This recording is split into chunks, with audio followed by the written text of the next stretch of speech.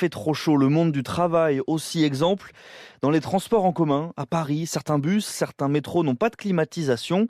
Alors la RATP, la compagnie de transport dans la capitale, investit dans des vestes rafraîchissantes. Emma Vogli-Maxi.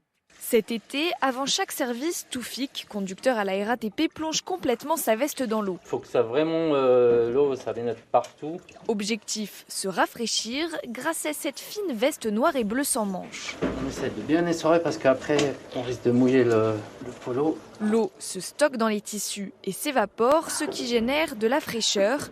Au début, Toufik n'y croyait pas. D'abord, on voit l'eau et tout, on se dit on va être mouillé, on va sentir un petit peu l'humidité. Mais non, pas du tout. Franchement, on le met, on sait directement la fraîcheur qui commence à envahir le corps. Elle donne la sensation qu'il fait 5 à 8 degrés en moins que la température ambiante pendant 6 à 7 heures.